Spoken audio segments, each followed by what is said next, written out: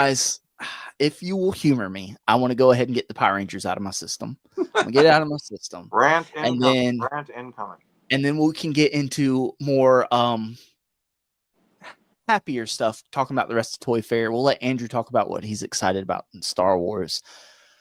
So, when it comes to the Playmates Re-ignition line, and yes, I'm reusing this slide. Here's the thing. I'm torn. I'm of two minds. Because I understand it's not for collectors. I get that.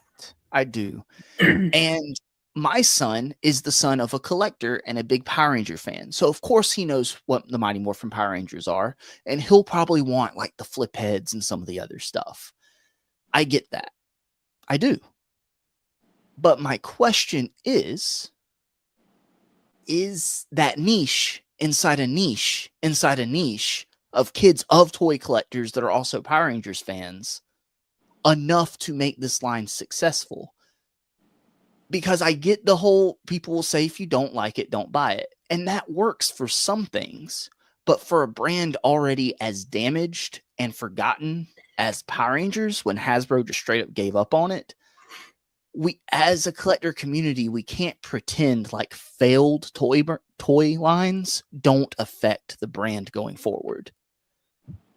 What hurts me the most about it is if this fails and kids don't care about Mighty Morphin Power Rangers, a 30-year-old show, then who's going to take it after Playmates says no thank you?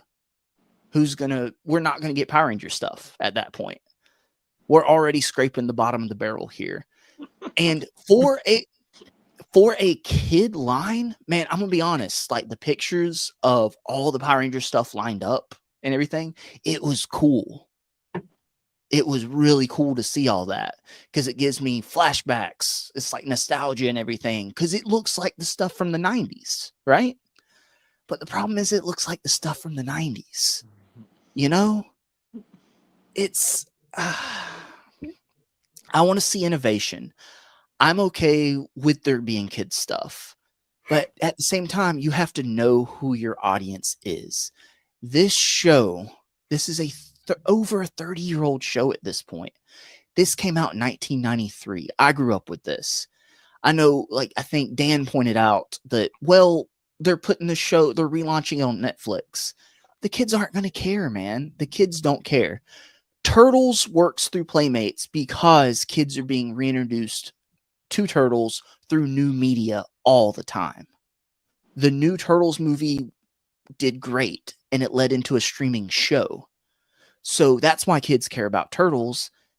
And the Playmates line there appeals to the adult collector from nostalgia. And also, kids are their interest is piqued because they're cheap Turtles.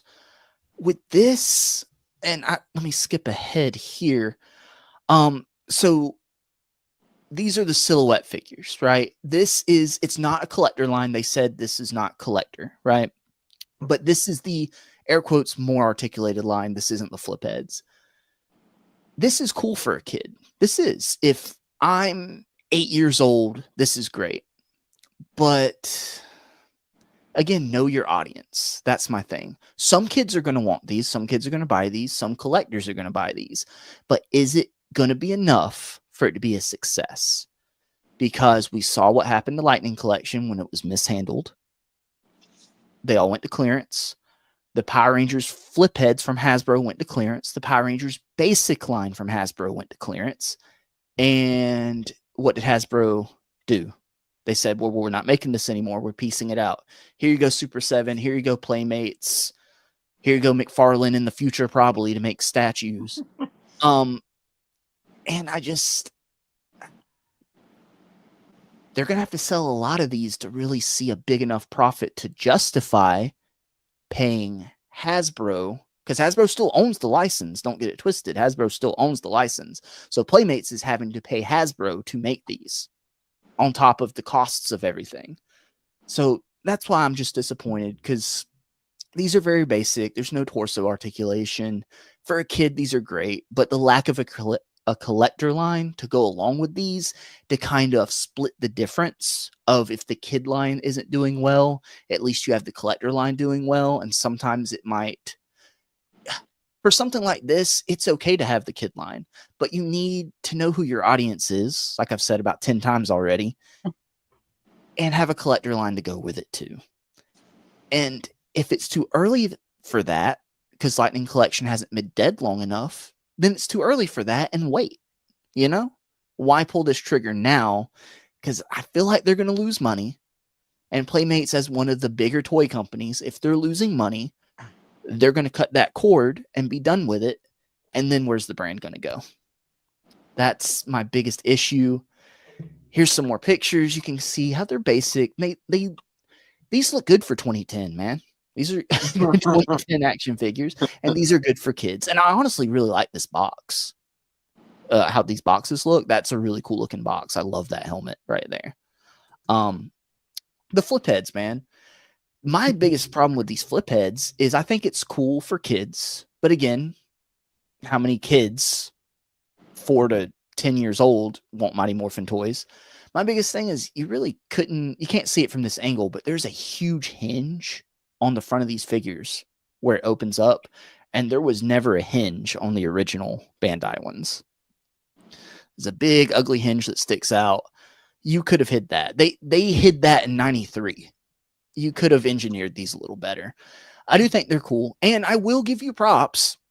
It looks weird, but at least Green Ranger can flip his head with the dragon shield on. It's not a separate piece like it was back in the day. So props. I'm not all negative Nancy, okay? The Zords look basic as hell, honestly. But they're like, I think, going to be 16 to 17 a piece. That's cool. You know, it's cool to have separate Zords. At least they're doing Zords. My biggest thing with this is I hope they keep doing the different Mighty Morphin Zords, like I've said before. And here's a picture of the Megazord transformed. I think it looks decent. I'm going to get these. I'm going to get the Zords because I want the Zords to hopefully continue. And this is like, I think they said 15 inches tall. So it's nice. And he looks thick. He looks like a thick boy. Of course, it's all plastic. I'm going to get it in hand and see how well I like it, which I'm a Power Rangers, junkie. So I'm going to get it. And you see here's this picture on the left. You can see these minifigures that they said are going to come out at a later date. I think that's really cool. I was a big fan I loved the Micro Machines back in the day. And that's what this reminds me of. And you can see in the back, in this picture on the right is zoomed in. This is cool. This is a straight up re-release of the 8-inch figures from back in the day that were in the triangle shaped boxes. This is cool. I like these. Like that's neat. Hopefully they have, I don't know if these are going to be the ones that had the action feature where they had a button on the back, or the ones that just had like sound effects where you press the belt, or it could be neither. It could just be a regular figure. I think these are really cool though.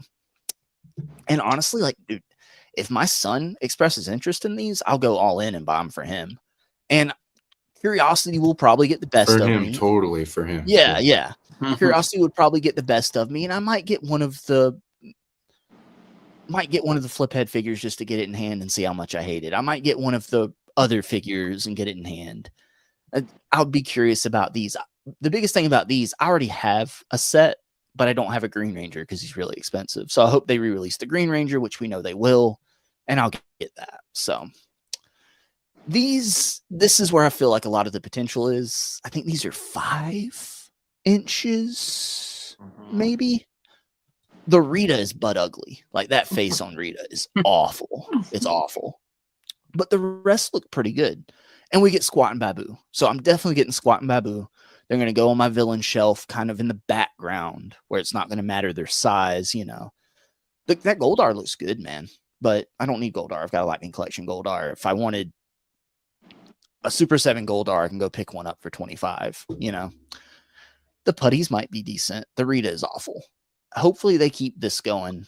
I like villains, So let's see here. The props. I don't have the picture of the Morpher here. The Morpher looks decent for a kid's Morpher. It's be like $18. And David, we called it. with the helmets. It's like Halloween masks. They're Halloween masks. I do think the Dragon Dagger looks really cheap. But honestly, this Blade Blaster doesn't look too bad, and it transforms into like all the different modes. That honestly, that looks pretty cool. And I think these are going to be at that like $17, $18 price point. That's cool, man. I like seeing this kind of stuff. So it's not necessarily the figures themselves that upset me. It's the handling of the brand. And it's like you can see the train wreck before it happens, you know? Like, it's like, guys, this didn't work before, and they had a collector's line to go along with it. Like, hopefully it works. Hopefully they put out some cool stuff. At the end of the day, it's going to be cool to see Power Rangers stuff on shelves, right? But I don't know, man.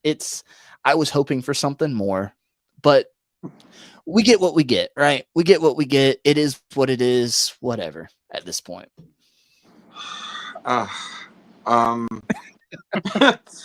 See, that wasn't too ranty, right? Well, it wasn't. It was exactly a rant, like a textbook rant. But you said it. I mean, who is this for? Like we talked about this. Like they don't have a media property to tie this to right now. So the only children that want this are the ones whose parents are nostalgic for Power Rangers, that are exposing the kid to Power Rangers.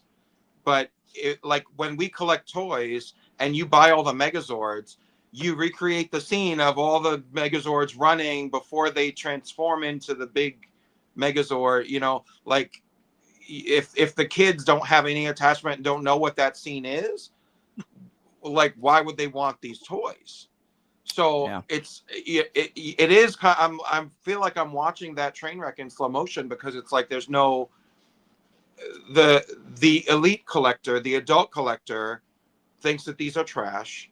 The kids might be engaged by the bright colors and the uniforms and like getting every color of the rainbow in a Ranger form, but they have no knowledge of what these characters are, what the story is behind them, and there's not a. You would have to search high and low to find a media property to show them, to teach them about what Power Rangers is.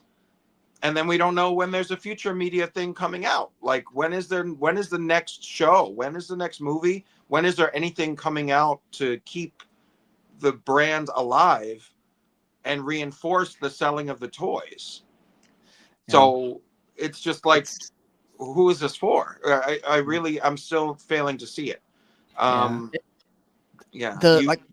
stance that a lot of people have of, well, it's not for you, why complain, why just don't buy it. It's like, I get that, I do, and if it's not for me, I'm not going to buy it. My issue is, this isn't a Marvel Legends, this isn't a DC line, this is Power Rangers that is struggling, that Hasbro gave up on, Super 7 has given up on. They haven't announced anything, but we can agree that Super 7's given up on it at this point.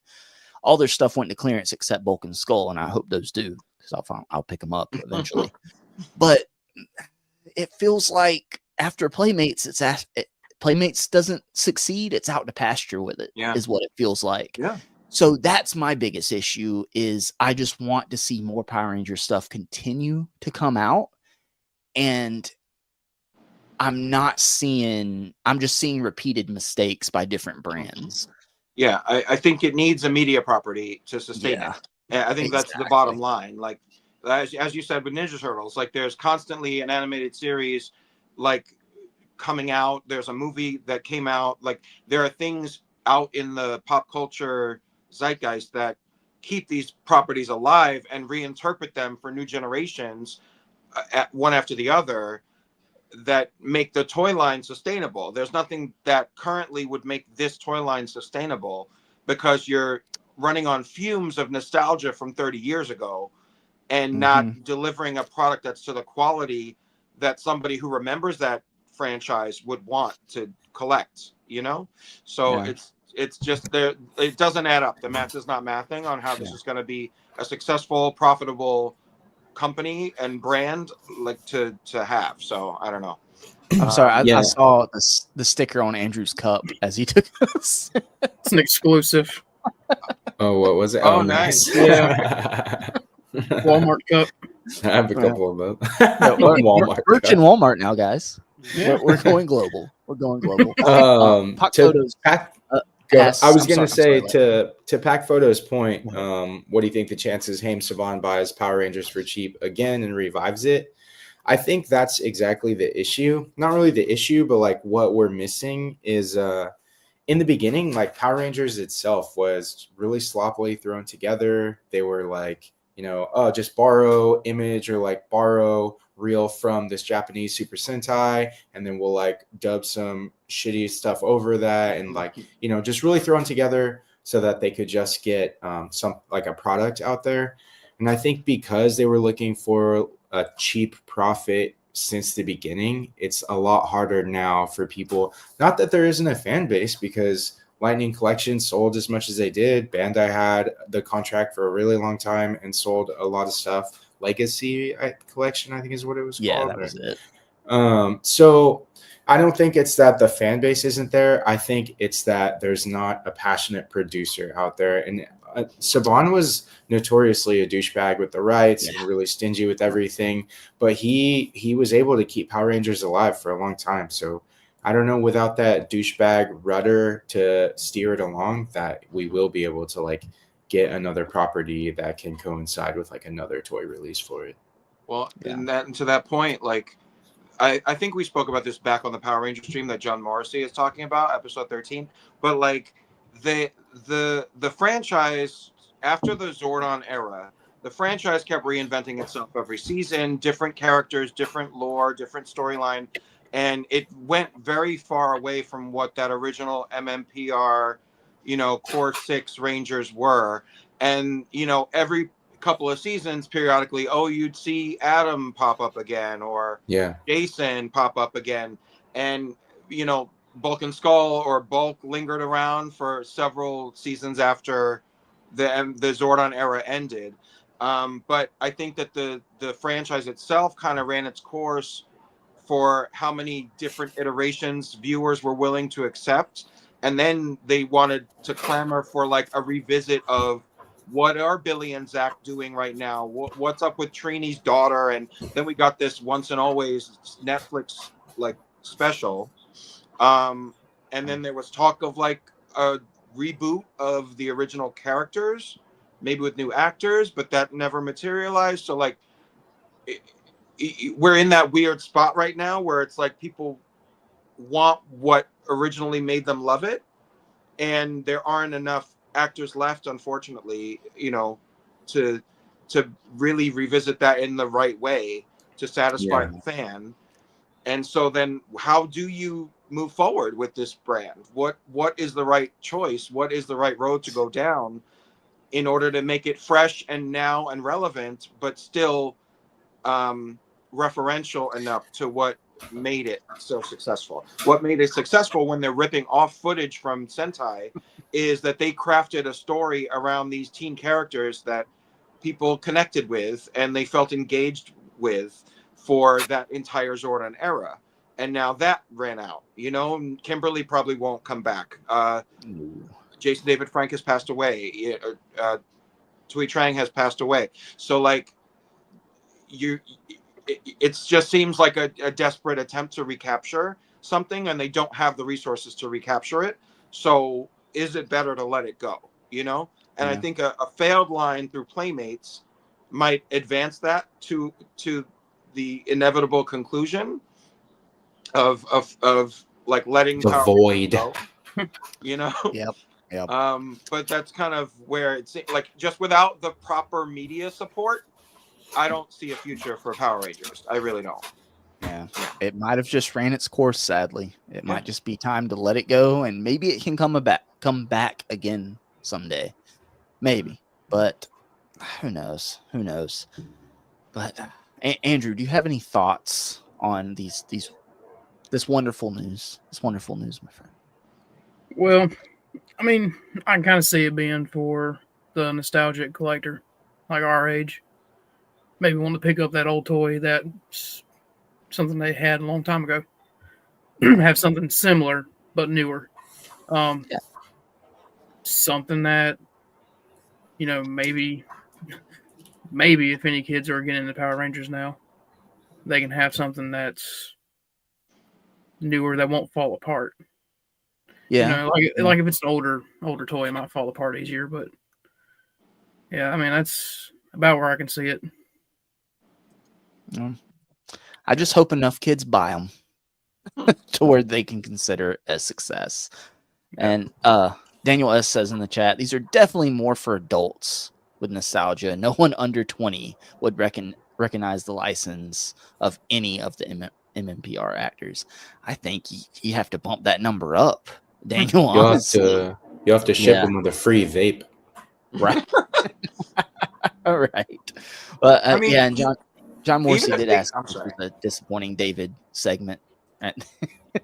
But even if they did a video game, like, could there be a Marvel Rivals version of Power Rangers that engages the young generation of today in gaming, and that's still a storytelling medium? Like, that could be something that's, I'm sure the graphics aren't cheap to produce, but like, you get somebody to write the game story and get actors to do the voices, and you can keep the characters alive that way, like the original characters, and like build on that, and like you wouldn't need to do a TV production, like, is that an option? But like, if there's not a game, if there's not a movie, if there's not a TV show, like, who is this for? Like, I think they do have a new Power Rangers game coming out at some point. So who knows? Maybe that, I don't know. Who knows? They had Battle for the Grid that was out for a while. That the fighting game played. Yeah. So there was that. I played it for a little bit too. Yeah, I've got it, but I think I played it for a little while. I just kind of wasn't feeling it. So I was like, eh. That's what normally happens with games at this age. I think I'll buy it, play it for a little while, and stop playing. But at the end of the day, these were only my whole rant's only my views and everything, and I can see both sides of the fence. I'm just worried about the brand as a whole. Anybody that wants these, I hope you buy them. I hope you enjoy them. It's fine. Please buy them all. Buy them all. So they'd say, "Oh, this is successful. Let's keep going. Let's release more stuff." So yeah, I want to see it succeed. But at the end of the day, this is how I feel. Disappointed!